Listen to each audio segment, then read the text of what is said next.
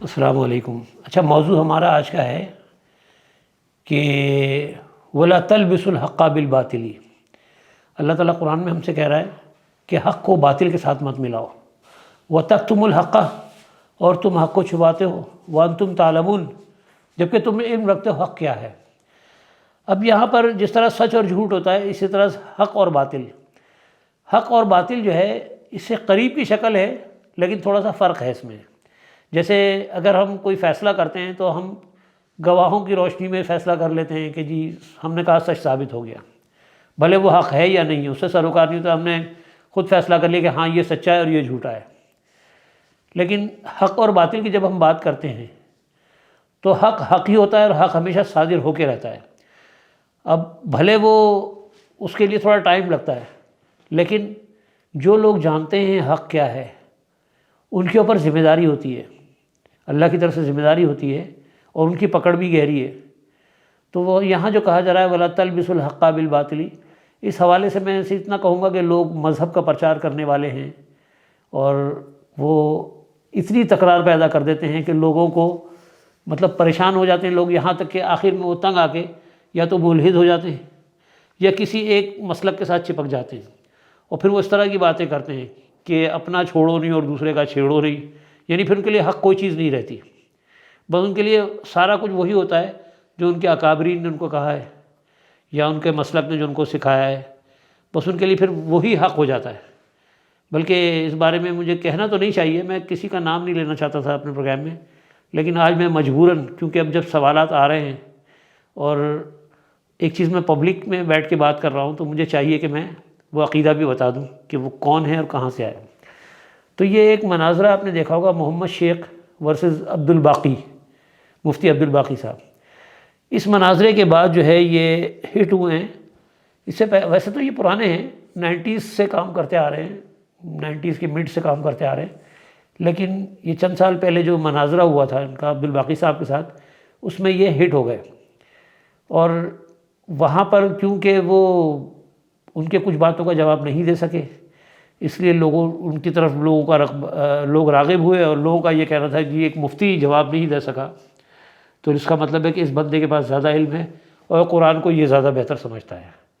اس بنیاد پہ وہ سادہ لوگ ہوتے ہیں جو مطالعہ قرآن کا اتنی گہرائی سے نہیں کرتے بھی ہیں، اول تو نہیں کرتے اور کرتے بھی ہیں،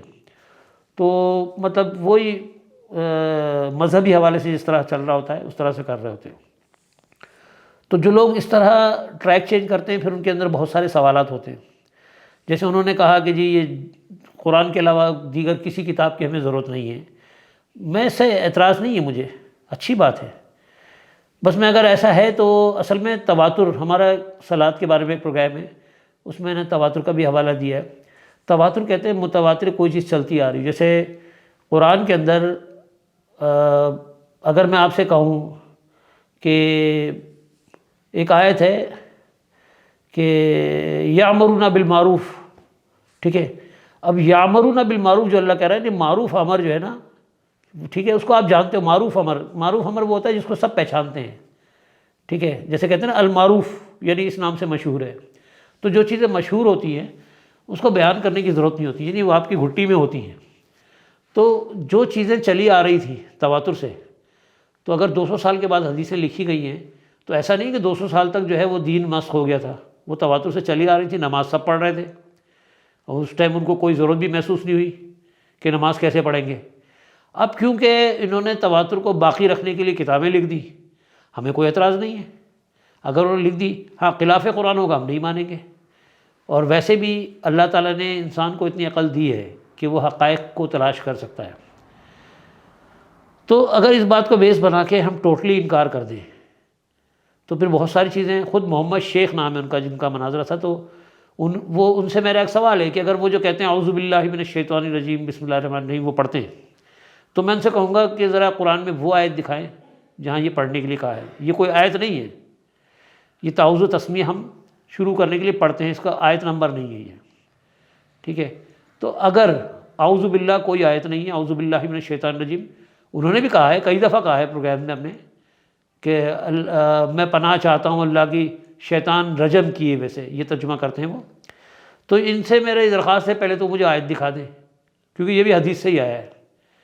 ہاں بسم اللہ الرحمن الرحیم تو ہے، سلیمان علیہ السلام جو خط لکھا تھا اس میں بسم اللہ الرحمن الرحیم آیت کے اندر مل جاتا ہے، لیکن اعوذ باللہ اگر آپ کو بھی کہیں ملتا ہے تو مجھے ضرور بھیجیں آیت نمبر، تاکہ میں بھی دیکھ لوں قرآن میں، کیونکہ میری نظر سے نہیں گزرا، اس لیے میں آپ سے کہہ رہا ہوں کہ اگر ملتا ہے تو مجھے بھیج دیں۔ تو یہ مسئلہ حدیث کا جو ہے وہ ایسا ہے کہ بعض چیزیں ایسی ہیں کہ جو تواتر سے چلی آ رہی تھی، اگر انہوں نے لکھ دیا اور ویسے بھی وہ تواتر جو ہے نظر آ جاتا ہے۔ اب دیکھیں جتنی بھی یہ نمازوں کے انہوں نے طریقے بنا لیے ہیں، کوئی رفع دین عدم رفع دین، اس کے اوپر بڑے جھگڑے ہیں، لیکن اس کے باوجود بھی اگر آپ دیکھیں تو رکعتیں جو ہے نا سب کی ایک ہی ہیں۔ اگر وہ فجر میں 2 پڑھ رہا ہے تو 2 ہی فرض پڑھ رہا ہے، ظہر میں 4 پڑھ رہا ہے تو سارے 4 پڑھ رہے ہیں، عصر 4 پڑھ رہے ہیں، مغرب 3 پڑھ رہے ہیں، عشاء 4 پڑھ، فرائض سب کے ایک ہی ہیں۔ اب یہ باقی نوافل کے اندر سنتوں کے اندر کچھ تھوڑا سا تضاد ہے، لیکن اصل میں نماز فرض ہے نا، فرض کے حساب سے سارے صحیح ہیں، تو ہمیں کوئی اس میں اختلاف نہیں ہونا چاہیے۔ تو جو باتیں محمد شیخ صاحب نے پھیلائی ہیں اس میں بہت سارے سوالات اٹھتے ہیں۔ اب ختنہ جو ہے، مجھے ان سے بولیں کہ ذرا میں ان سے سوال کرتا ہوں کہ ختنہ کی مجھے کوئی نکال کے دکھا دیں کہ قرآن کے اندر کوئی آیت ہے جس میں ختنہ کا دیا ہو، اللہ تعالیٰ نے ذکر کیا ہو کہ تم ختنہ کرواؤ۔ اس طرح بہت ساری چیزیں مل جائیں گی۔ تو یہ سب جو سلسلے چل رہے تھے یہ تواتر سے چلے آ رہے تھے، اور یہ مطلب یعنی اب میں نام نہیں لینا چاہتا، جیسے وہ تو پرچار کرتے ہیں، چلے میں آپ کو انجیل کا حوالہ دیتا ہوں۔ انجیل میں ہے کہ وہ جنت میں جانے کے لیے مختون ہونا ضروری نہیں، تو ان کا یہ اس میں انجیل میں لکھا ہے، چلے اسی طرح کا کچھ دکھا دیں مجھے، لیکن ایسی کوئی آیت نہیں ہے ختنہ کے حوالے سے، کہ اگر ہم کوئی بنا لیں معنی پہنا کے تو وہ ایک الگ بات ہے، لیکن واضح طور پہ کوئی آیت نہیں ہے، کیونکہ یہ معروف امر ہے۔ یامرون بالمعروف جو ہے نا اللہ تعالیٰ نے جو قرآن میں کہا، تو وہ معروف امر جو تھے،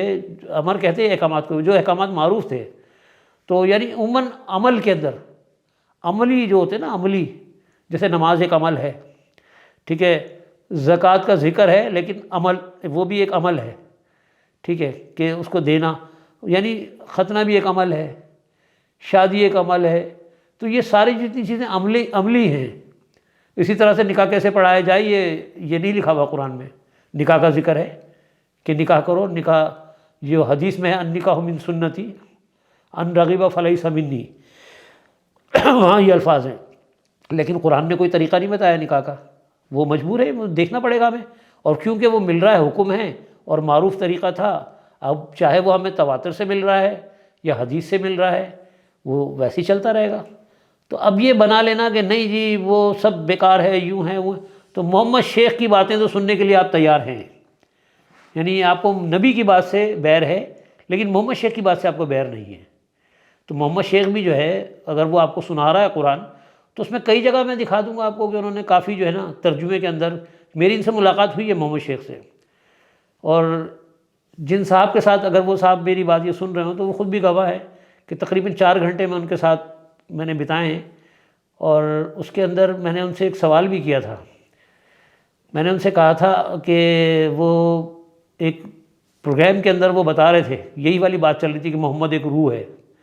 یعنی رسول اللہ جو ہے وہ محمد روح ہے، تو اس پہ کسی بچے نے ان کو ایک آیت کوٹ کی تھی سورہ زمر کی کہ انکا، یعنی وہ بتا رہے تھے کہ محمد کو موت نہیں ہوئی، وہ اس نے حوالہ دیا تھا کہ انکا میتون و انہم میتون، سورہ زمر کا حوالہ دیا تھا، تو انہوں نے کہا اس میں کہاں ہے محمد کا نام، کہاں ہے اس میں؟ تو کہنے لگا آپ کو عربی آتی ہے؟ یعنی انہوں نے یہ تو کہا تھا آپ کو عربی آتی ہے۔ جب میں ملا تو میں نے یہ سوال اٹھایا، میں نے کہا جی آپ نے کہا تھا کہ اس میں محمد کہاں ہے، میں آپ کو وہی دکھانے آیا ہوں۔ تو بہرحال مختصر میں آپ کو بتاتا ہوں کہ اس میں انکا کا جو لفظ ہے، تو میں نے کہا کا جو ہے نا، جیسے کم تو اکثر وہ کہتے ہی ہیں، یعنی کم کا مطلب تم سب، تو میں نے کہا انکا جو ہے مخاطب کا صیغہ ہے، واحد کا صیغہ ہے، اور جہاں بھی واحد کا صیغہ ہے مخاطب میں، تمام لوگوں نے ترجمہ اس کا اے نبی آپ کا ہے، تو اس پہ کوئی آپ کو اعتراض ہے؟ پھر وہ کہہ لیں گے نہیں جی وہ تو قرآن تو حاضر میں ہے، پریزنٹ ٹینس میں ہے، تو میں نے ان سے کہا کہ انزیلا کا لفظ ہے قرآن میں، تو وہ پریزنٹ ٹینس کہاں سے آ گیا؟ انہوں نے کہا نہیں پریزنٹ ہے۔ میں نے ڈکشنری کھولی ان کے سامنے رکھ دی، قاموس میں لے کے گیا تھا اتفاق سے، کیونکہ مجھے یہ اسی پہ بات کرنی تھی ان سے کہ جہاں پر وہ ڈنڈی مارتے ہیں، میں نے ان کے سامنے کھول کے رکھی، میں نے کہا قاموس میں انزلہ کا لفظ، میں نے کہا نازل کیا گیا یہ بنتا ہے، میں نے کہا اب آپ اپنی ڈکشنری مجھے دکھا دیں جس میں نازل کیا جا رہا ہے، تو میں نے کہا، تو انہوں نے کہا نہیں مجھے گرامر نہیں آتی، پھر انہوں نے ایک صاحب کی طرف اشارہ کیا ان کو گرامر آتی ہے، میں نے کہا پھر ہمیں تو ان سے بات کرنی چاہیے۔ تو بہرحال مختصر یہ کہ انہوں نے وہ سنی انسنی کر دی، پھر وہ روح پہ کہنے کہ آپ دلیل دیں کوئی اگر آپ کے پاس ہے. تو انہوں نے انہ لقول رسول کریم اس ٹائم پڑھی تھی آیت. تو میں نے ان کو اس ٹائم سورہ تکویر کا میں نے حوالہ دیا. میں نے کہا یہی آیت میں آپ کو سورہ تکویر میں دکھاتا ہوں. تو میں نے کہا وَلَقَدْ رَأَوْا بِالْأُفُقِ الْمُبِينِ پہ جب میں پہنچا تو میں نے ان کو کہا کہ بھائی یہ جو کس نے کس کو دیکھا اب یہ آپ ثابت کر دیں. تو وہ بات کو گھماتے ہوئے کہنے لگا ارے آپ افق سے مراد کیا لیتے ہیں، اوپر لیتے ہیں. میں نے کہا تو آپ کیا لیتے ہیں؟ کہنے لگے میں یہ لیتا ہوں جہاں سمندر اور آسمان یوں ملے ہوئے نظر آتے ہیں. تو میں نے کہا یہ افقی نہیں بلکہ عمودی دکھا رہے ہیں آپ. میں نے کہا مجھے اس سے کوئی اعتراض نہیں ہے، لیکن مجھے سوال یہ ہے کہ کس نے کس کو دیکھا. تو بہرحال وہ کہنے لگے مجھے جلدی ہے، مجھے کہیں جانا ہے. تو جاتے ہوئے بہرحال میں نے ان سے کہا تھا کہ آپ میں رجوع کا مادہ ہے. تو انہوں نے کہا او ہو رجوع کروانے آئے. بہرحال وہ ملنا نہیں چاہتے تھے، کہنے آپ دوبارہ ملنا چاہتے ہیں. میں نے کہا نہیں ہے، اگر ہم کسی نتیجے پہ نہیں پہنچتے تو مجھے کوئی شوق نہیں ہے، نہ ہی مجھے کسی کو رجوع کروانا ہے. میں آپ سے کوئی مناظرہ کرنے نہیں آیا ہوں. ہاں نظریات آپ کے دیکھنے آیا تھا، اور جو باتیں آپ کی اچھی ہیں میں ان کو مانتا ہوں. جو میں نے مطالعہ آپ کا کیا، آپ کی کتابچے بھی پڑھے، لیکچر بھی پڑھے میں نے، اور کچھ پروگرامز دیکھے میں نے. جو باتیں آپ کے صحیح ہیں قرآن سے مل رہی ہیں مجھے کوئی اعتراض نہیں ہے. لیکن اگر خلاف قرآن ہے اور اگر آپ زبردستی اس کے اچھا انہوں نے مجھے قرآن بھی گفٹ کیا ہے، ہو سکتا ہے میں آپ کو اس کی کاپی بھی کہیں سینڈ کر دوں، جس پہ میں نے ان سے کہا تھا سائن کر کے دیں. ان کے اپنے سائن موجود ہیں اس کے اوپر. اچھا انہوں نے جو قرآن جو چھپایا ہے اپنے نام سے، محمد شیخ کے نام سے، تو انہوں نے وہ تو پورا کا پورا انہوں نے گرامر پہ کیا ہے. ایک شخص یہ کہے کہ مجھے گرامر نہیں آتی اور وہ اس قرآن کے اندر گرامر سکھا رہے ہیں. اگر اویلیبل نہ ہو تو مطلب یعنی میں آپ کو اس کی مطلب پیج سینڈ کر دوں گا تو آپ دیکھ لیجیے گا. تو جس پہ انہوں نے باقاعدہ سائن کر کے دیا، بلکہ انہوں نے کہا تھا میں نے آج تک کسی کو سائن کر کے نہیں دیا، لیکن میں آج آپ کو پہلی دفعہ دے رہا ہوں. ویل اینی وے، تو یہ ایک میں اس کو فتنہ ہی کہوں گا، کیونکہ غلام احمد قادیانی جس کو سارے کے سارے کافر کہتے ہیں اس بنیاد پہ کہ وہ ختم نبوت کا منکر ہے. ان کے کئی پروگرامز کے اندر انہوں نے ختم نبوت کا بھی ذکر کیا ہے، لیکن آخر میں وہ یہ بھی اپنی ایک رٹ لگائے ہوئے ہیں کہ نہیں جی وہ تو مہر ہے. اب انگلش میں ایک پروگرام ہے تو اس میں انہوں نے سیل ترجمہ کیا ہے، جبکہ مہر کی انگلش اسٹیمپ ہوتی ہے. اب وہ اور جب ترجمہ کرتے ہیں کہیں گے تصدیق کرنے والے ہیں، تمام رسولوں کی تصدیق کرنے والے ہیں، یعنی وہ تصدیق کریں گے محمد صلی اللہ علیہ وسلم کہ تمام رسولوں کی تصدیق وہ کریں گے، کیونکہ ایک وہ روح کا نام ہے. تو اس طرح کا ان کا وہ ہے. وہ ہو سکتا ہے میں آپ کو پروگرام بھیج دوں، ان کا وہ کلپ بھیج دوں گا، اس میں آپ سن لیجیے گا.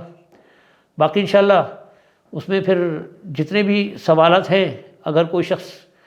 اس جماعت سے منسلک ہے اور سوالات کرنا چاہیں تو میں حاضر ہوں،